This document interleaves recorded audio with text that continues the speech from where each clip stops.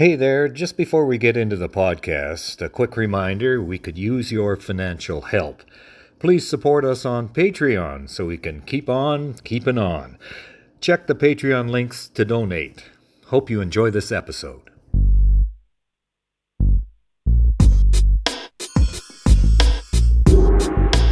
Hi, welcome to Talking Books and Stuff, the program that talks all about books and writing and stuff.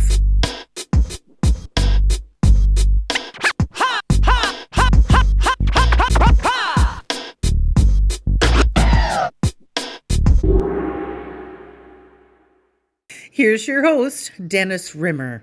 Welcome back. This is Talking Books and Stuff, where we're going to talk about books and writing and stuff with Arthur Slade, an award-winning author, and we're sitting in a pleasant backyard somewhere in Saskatchewan.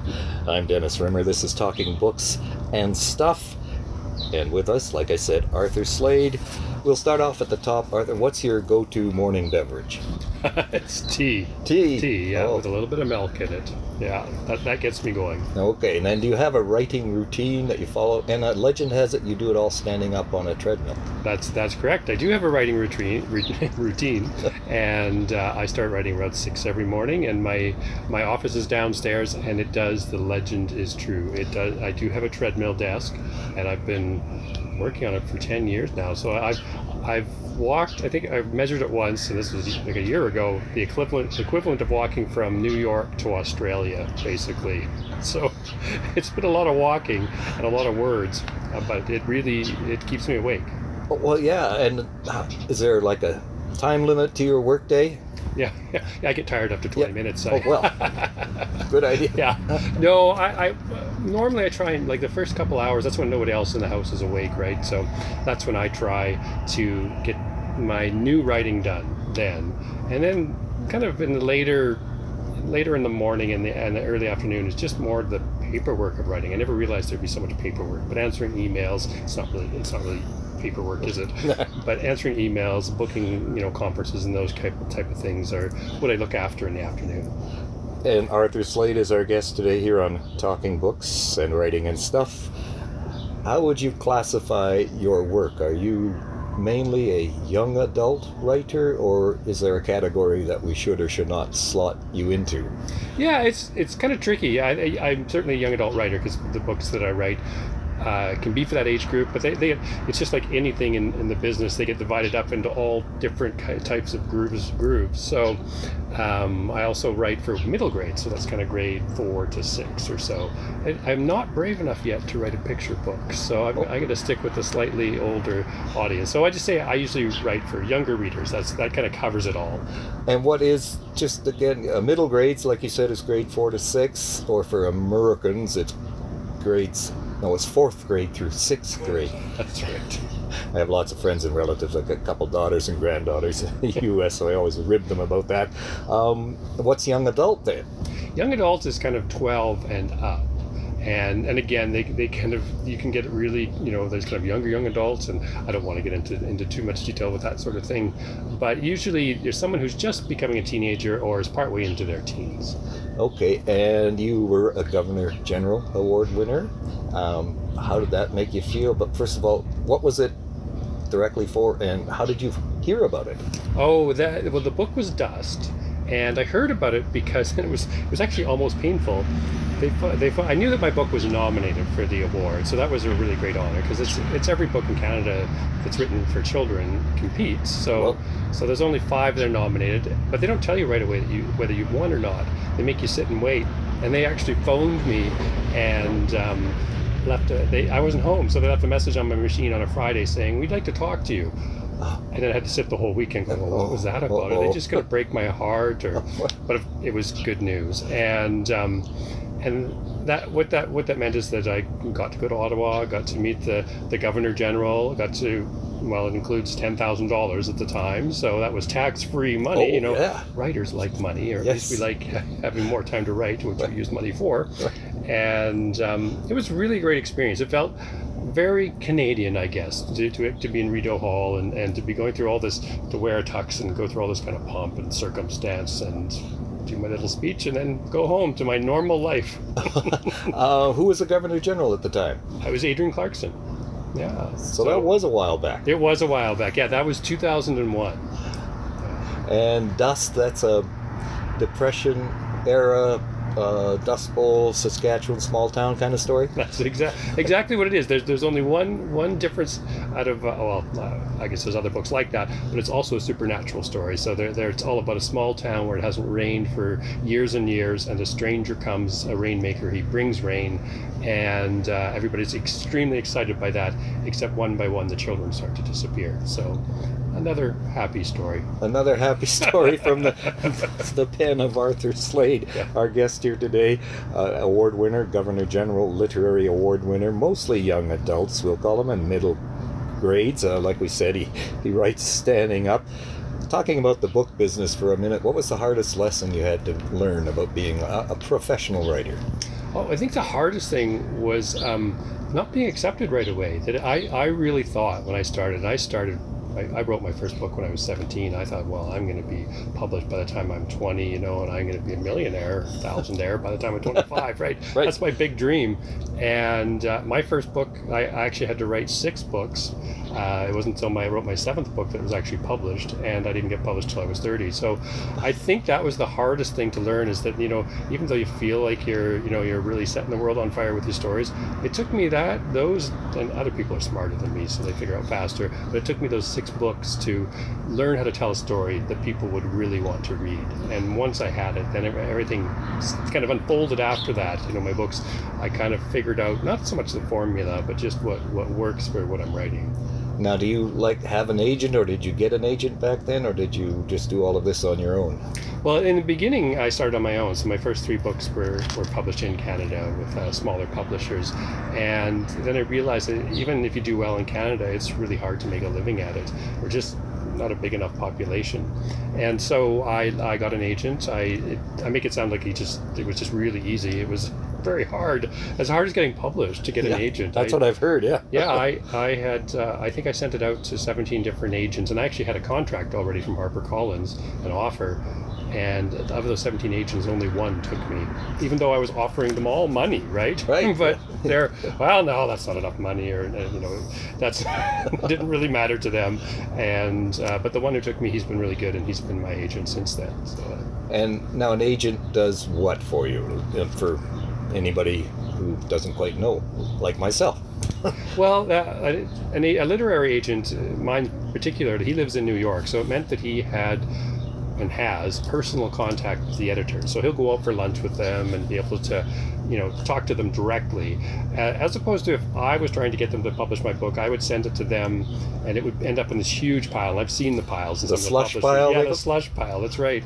And they'd have to work their way down it, and there's nobody, advocating for you. So it's really what an agent does is he goes in, he goes, I got this great author. He's from somewhere in Saskatchewan. I don't know where that is, but the book is good. And I think it'll do really well. That's basically what he does for you. He's a salesman for you. And then once he's able to, convince them, well, they have to read the book and like it and all that sort of thing too. Then what he does is he negotiates the contract for you. And publishing contracts are known to be kind of medieval, is how I would put it. Yeah. Like a Spanish Inquisition in a way. And he tries and does get you a better deal than you would normally get in order to make up for the percentage that he takes. And that's Arthur Slade telling us about what an agent does. But what about an editor? I've never quite figured out what editors do. I know there's lots of famous ones out there who created or transformed piles of notes into like a bestseller, but what does an editor actually do? Do you know? Oh, I'm not sure. No, I've worked with a number of editors now because I've been with several different publishers, and what they really do is they help shape your book. If your book, when you send it to them, often I feel I've like rewritten it 4 or 5 times, and I feel like, oh, this book is just perfect. They're not going to find anything wrong with it. And I send it to an editor, and the editor goes, yeah, this is really good, but this character isn't working, or this, or you haven't really thought about the subtext of this. And I'm going, well, I don't even think about subtext, but that's good to know. And so an editor will really help turn it into a much more kind of cleaner, better version of itself. Basically, I'm giving it kind of the unshaven version, and they're cleaning it all up, and here you go, it's ready for the world now, and there shouldn't be any mistakes. And of course, there's different types of editors. The ones at kind of the end of the line, the copy editors and line editors and proofreaders, are the ones who make it all so that it's perfect as possible. There's not one single mistake in it. And so they can be incredibly helpful, and they can be incredibly I don't know how to put it. They know how to say things that are very mysterious. Let's put it that way. I had an editor who once said to me, everything's really good about this book. And it was actually about dust. Everything's really good. There's something missing in chapter 34. That's all she said. I'm like, oh, what is that? That's obtuse, to say the least. Yeah, but it made me think about it, and I thought more about it, and whether she was that just came to her or what, but I realized there was something missing, and it really changed the book and made it a lot better. I hope you've been enjoying Talking Books and Stuff. Please support us on Patreon to help cover our costs. Please click on the Patreon links, or you can visit our GoFundMe page. Thank you. We're back with Arthur Slade. The air conditioning is off, and it's such a nice day. Might not need it later on, but maybe we will need it. Arthur Slade, sort of a young adult author, we will say. How many books do you have out there right now? I have 25. My 25th book will be coming out in January with Scholastic Books. So, yeah, it's been a few, although you have to remember some are shorter and, well, some are longer. So there's kind of a variety there. And are they everywhere in the English language world? They are not quite everywhere. I think they're in several different countries. So they're in China and Germany and France, and of course Canada, the United States, Australia, and Britain. And I can't think of anywhere else right now off the top of my head. But that's kind of that's enough. Although I would gladly have it go more. Arthur Slade with us today on Talking Books. Young adult books. Do they always have to have a message to them? No, I think that's one of the things about writing for children is there's kind of this sense that if you're going to write for kids, you have to teach them something, and that's not really. I mean, there are books like that, but most of the industry isn't about that. It's more about how do you tell them a really good story, and how do you get them away from their iPads, from the TV, from all the other distractions we have now, and get them to read words. And if you were trying to, they can tell if you're trying to teach them a lesson. They go, oh, this is stupid, I'm throwing this out, I'm going back to my PlayStation. But so when I write it, it's really, I think about entertainment, and I think about just making it a story that they just won't forget very, very easily, and that's kind of my job. Good way to put it. It's kind of your job. Do you have people all the time asking you, I want to be a writer, what should I do? Do you have any standard responses that you give?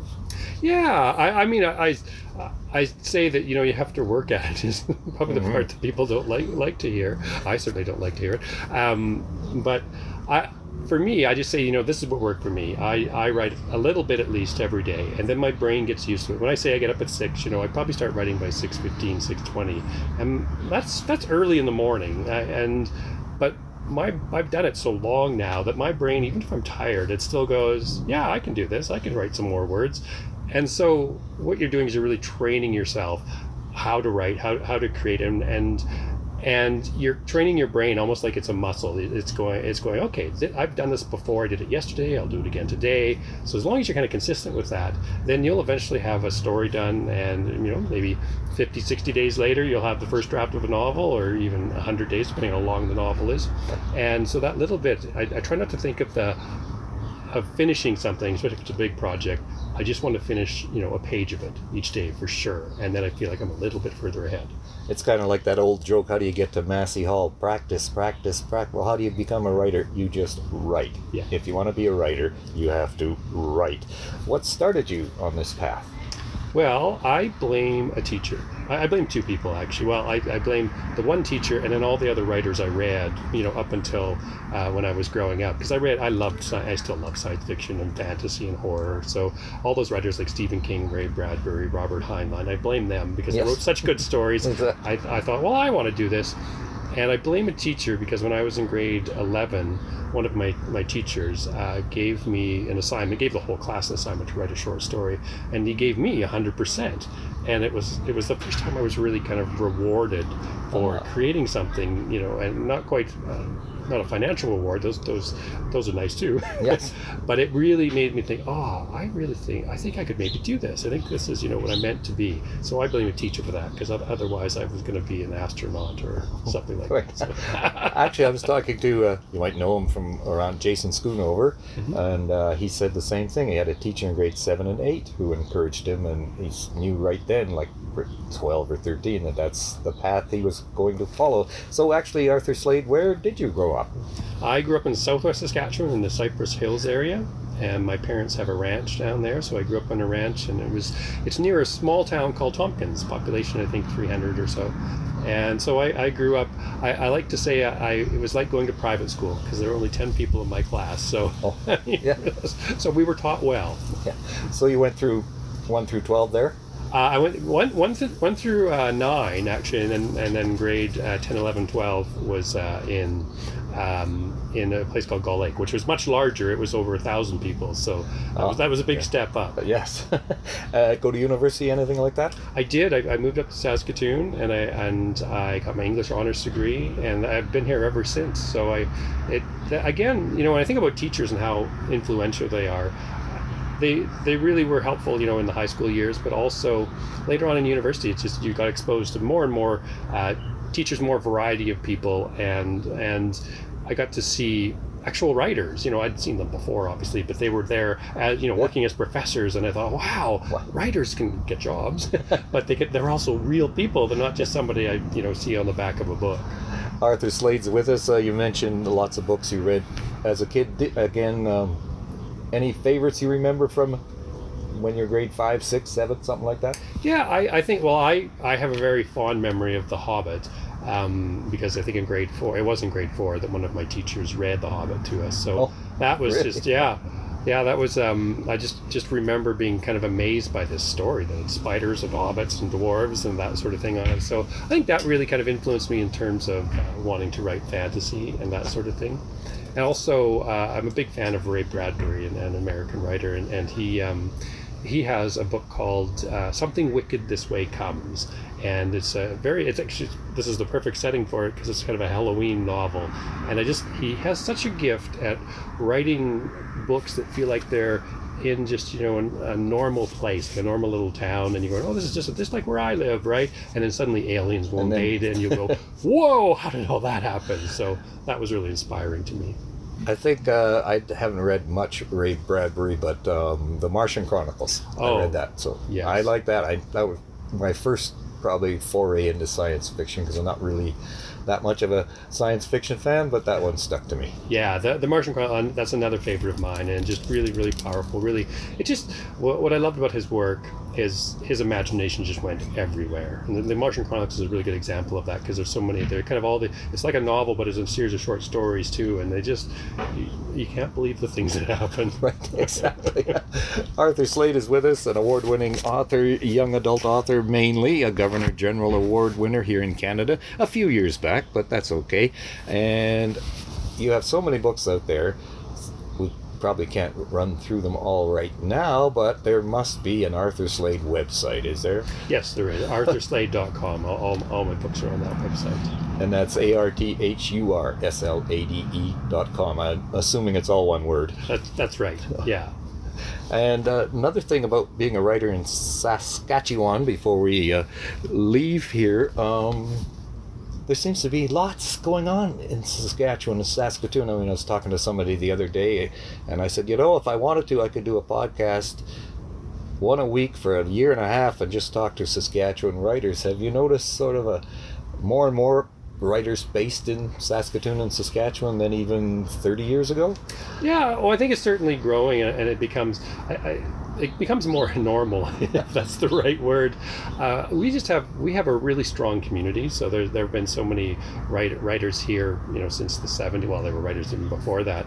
We have a strong community. We have a really strong writers guild, which has been it's the second largest writers organization in Canada.